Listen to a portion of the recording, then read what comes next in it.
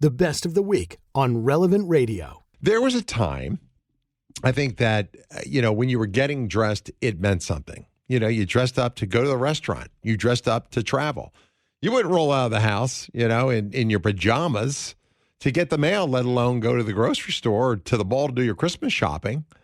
Right? I often think of the celebrities that would go on shows like Johnny Carson or late night shows.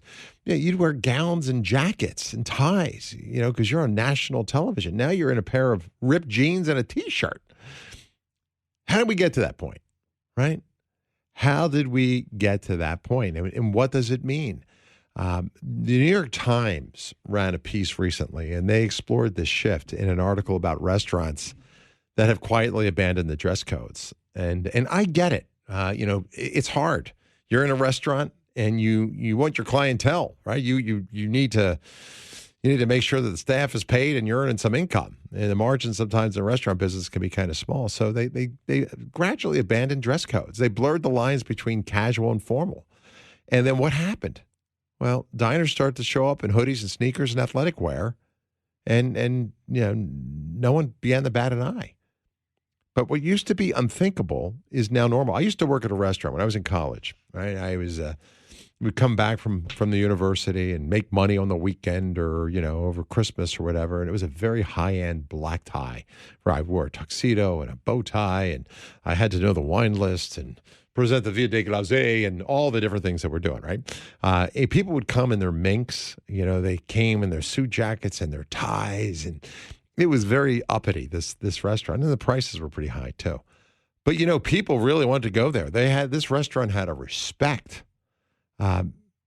Today, that restaurant, I don't know if it could survive. I don't know if people want to put on a shirt and a tie and a jacket or a nice dress to go out. I would hope you do.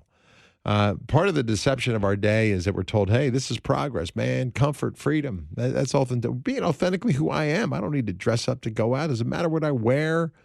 It doesn't. But here's a question you need to ask yourself.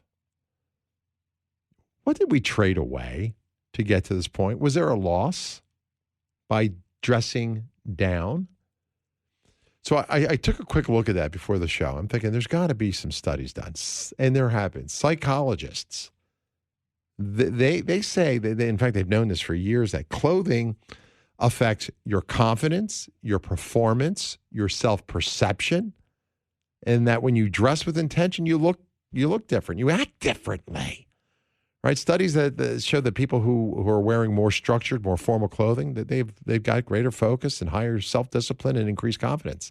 So when you dress casually, your mind suddenly gives itself permission to relax, not just physically, I would argue morally and socially as well. It's interesting, Relevant Radio, when I first came to this network, just a little background, I started my show here in 2004. I would wear a suit every day.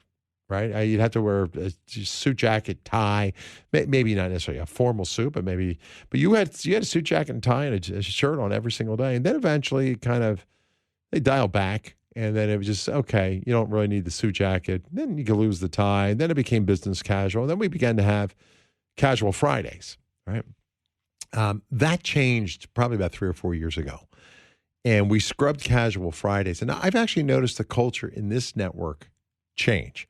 I see more guys now wearing suit coats to work, right? Hey, not everybody wears a tie. They'll wear, an open shirt or open collar, but it's no longer sneakers, right? It's no longer crumple pants or whatever it might be, because I do think there's something to it. And there's an elevation in that. When people come in to do an interview, if you're dressed well, it says something about you. If you're coming in a pair of beat up shoes, crumpled pants, and you're trying to interview for the business, and the way you dress communicates, at least to me, it's judgmental, Drew. You shouldn't. No, I think it's a major tell as to the psychology behind the person. What have you seen in your own business? Yeah, have you seen this? Have you guys scrubbed casual Fridays? A casual Friday, a good idea, a bad idea?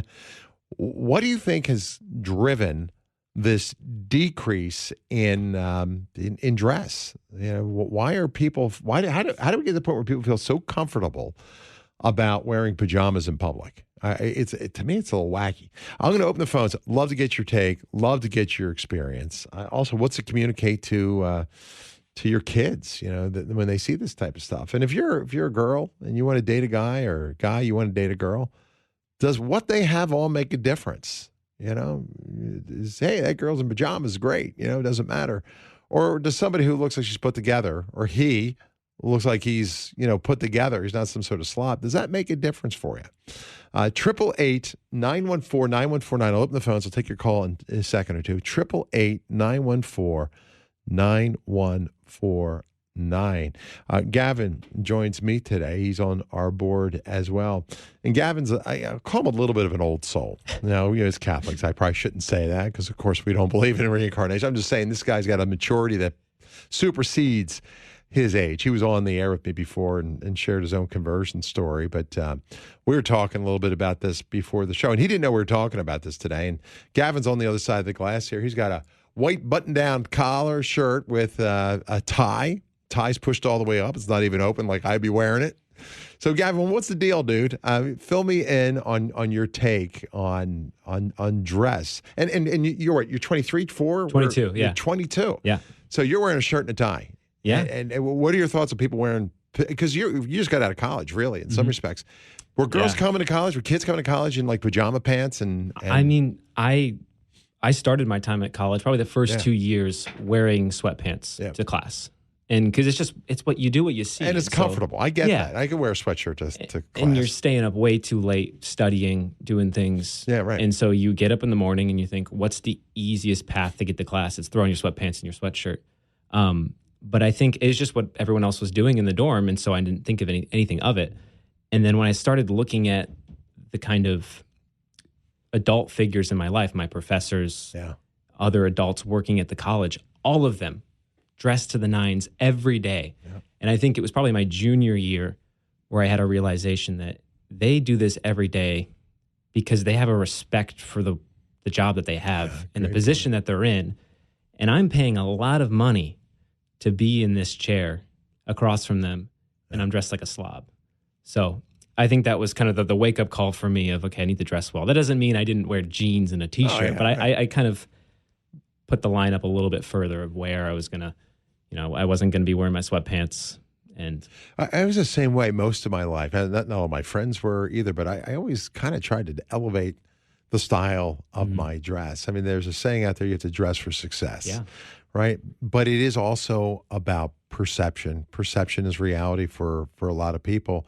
Those psychologists I was reading about, they said, getting dressed, if you go to a forum, like we just got done our gala, right? Yeah, we're in tuxedos and people are there. You have a different mindset. When you are dressed to go someplace, you feel different. And the psychologist says that, it's like flipping a switch. You're telling your brain, look, today I have purpose. Yeah. I'm going here because I have purpose. I'm on that television set, or I'm going to this event, or I'm traveling, or I'm going to meet people.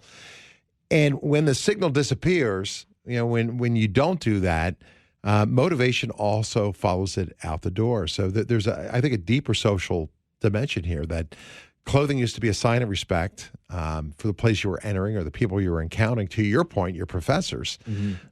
People would dress up for church. Yeah. Not anymore. Nobody dresses up for church, They dress up for a flight or a nice restaurant because you're saying, hey, this is a special event. This is a special place.